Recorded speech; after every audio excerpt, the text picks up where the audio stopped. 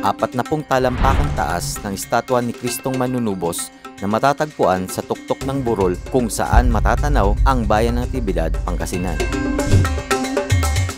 Isang makapigil hiningang Maranon Falls din ang matatagpuan sa paanan ng kabundukang ito.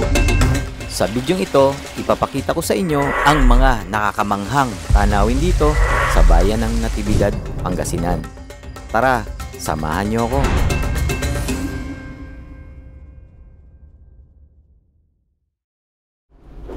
Alas 6 ng umaga habang nasa biyahe ako sa kahabaan ng TPLEX o Tarlac, Pangasinan, La Union Expressway.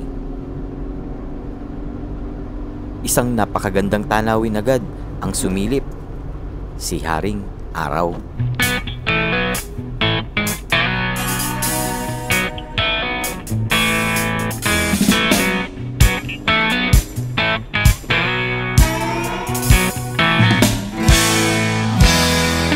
Bago tayo makarating sa ating destinasyon, dumaan muna tayo dito sa bayan ng Umingan.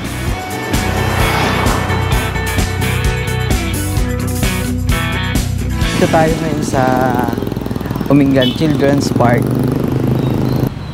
Dumaan muna tayo dito kasi masyado pang maaga pag pumunta tayo sa Sky Park tsaka sa Maranon Falls, kaya minabuti ko na dito na muna magpahinga.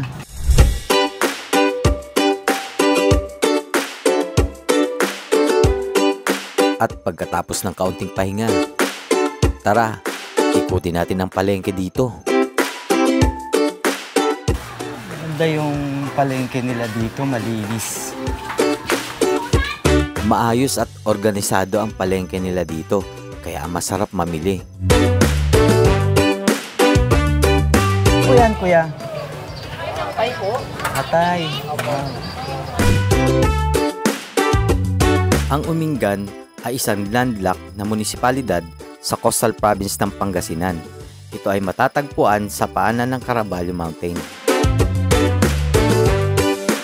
Isa itong agricultural na bayan na kung saan ang pangunahing produkto ay palay, mais at kalabasa, na kung saan ibinagdiriwang ang Kalabasa Festival tuwing kalagitnaan ng Abril. Habang may kaunting oras pa, puntahan muna natin ang isa sa mga atraksyon dito sa Umingan, ang Sinabaan Riverbank.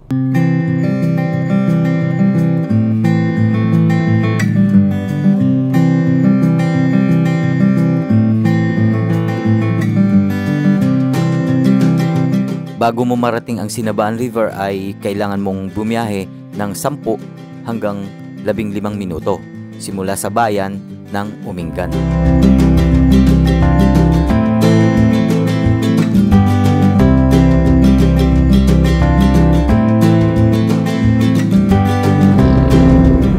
Ang ganda ng mga madadaanan mo dito. Nakaka-relax.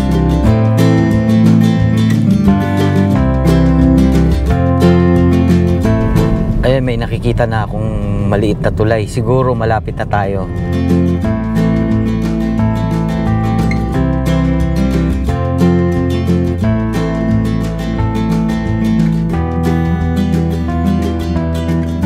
Ayan na yung welcome to Sinabaan.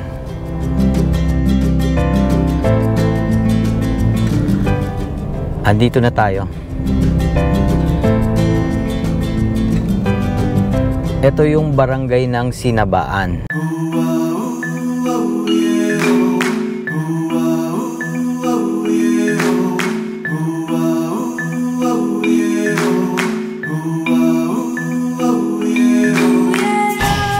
napapansin nyo, isa po itong barangay na maliit ang ating dinadaanan.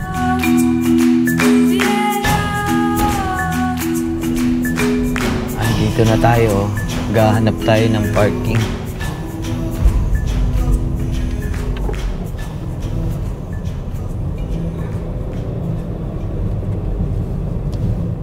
Habang naghahanap ako ng parking, napansin ko na kumikitid na ang daan.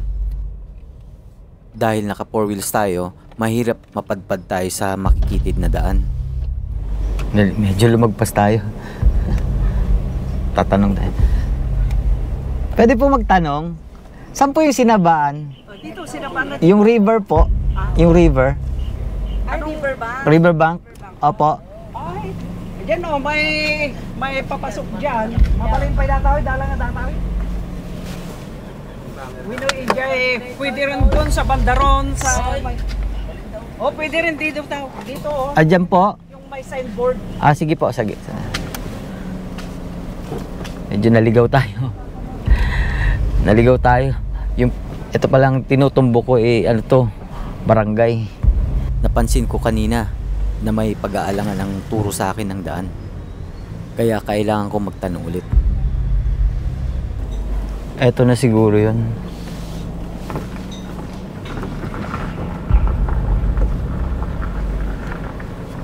Tanong-tanong tayo dito.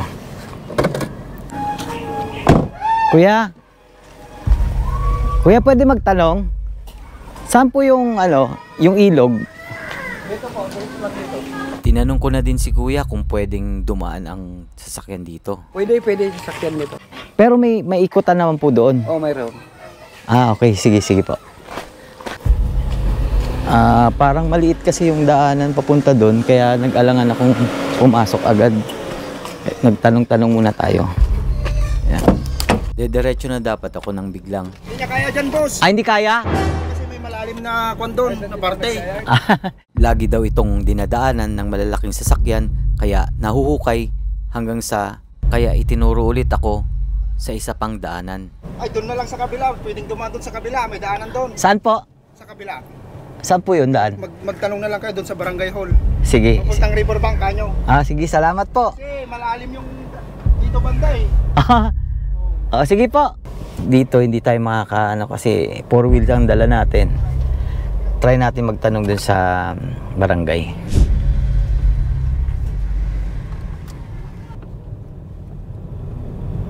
Ayun, meron na. Ito. I love Sinabaan. Ayun. Siguro ito na yun. Dali, magtanong muna. Pwede po magtanong, saan po ipapuntang riverbank? Ito po. Pwede po itong sasakyan. Pwede. Sige po. Salamat po. Medyo naliligaw-ligaw tayo.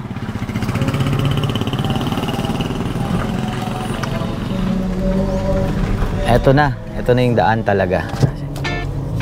Ayan.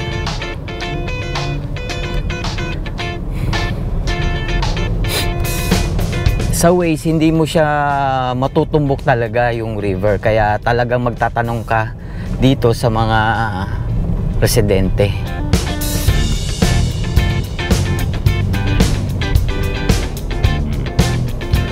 Okay na mo yung daan, simentado.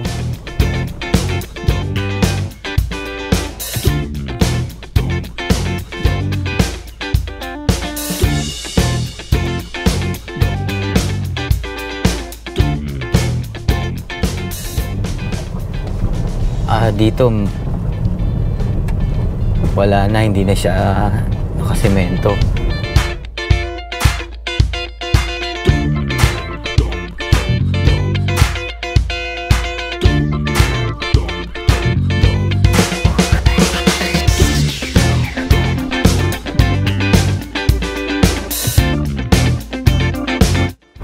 Medyo masikip na ang daan. Baka kailangan na natin magtanong.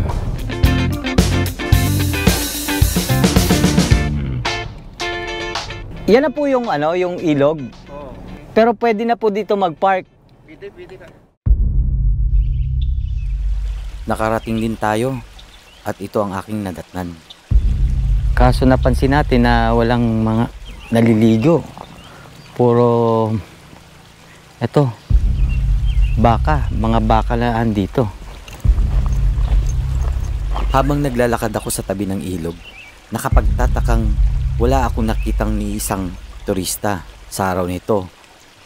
Hanggang sa wala nang kuwan cottage, nawala na yung kuwan mga cottage na pangain ng kuwan. Lakas na kuwan, tubig. dahil sa pagsira ng bagyo, sa mga cottage ay halos wala ng turistang pumupunta dito. Gayunpaman, di ako tumigil at aking pinuntahan ang mismong sentro ng ilog at ito ang aking nasaksihan.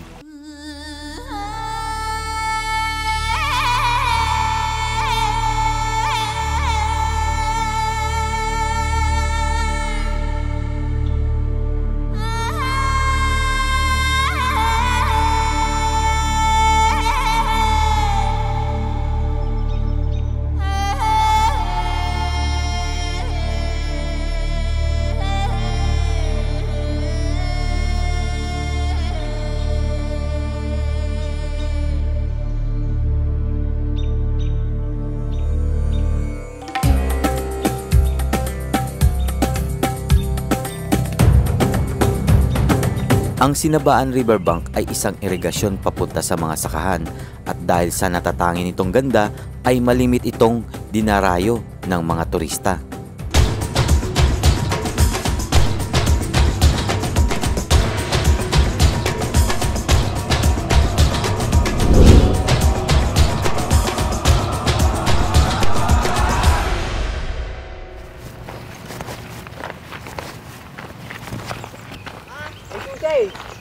Anong ginagawa nila? Puntahan natin yung mga kumukuha ng mga isda dito. Kuya, ano yan? Ludong. Ludong. Ludong o mas kilalang Pacific Salmon o President Fish. Tinawag itong President Fish dahil kalimitang bumibili nito ay presidente at mayayamang tao. Ito ang pinakamahal na isda sa Pilipinas. Ang isang mature na isda ay tumitimbang ng mula kalahati hanggang 2 kilo na nagkakahalaga ng 4,000 hanggang 5,000 ang 1 kilo.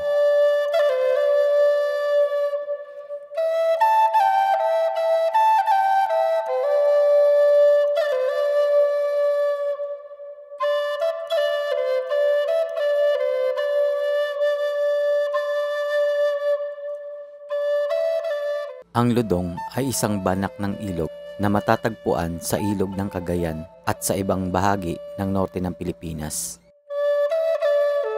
Ito ang mga itinuturing na likas o natural na yaman ng bansa. Sa mahigit 7,000 isla sa Pilipinas, maituturing isa ito sa mga nakatagong paraiso sa ating bansa. Atin itong ingatan at pangalagaan. Sa muli po, huwag maging dayuhan sa sariling bayan. Maglakbay sa Pilipinas. Mahalin natin, atin ito.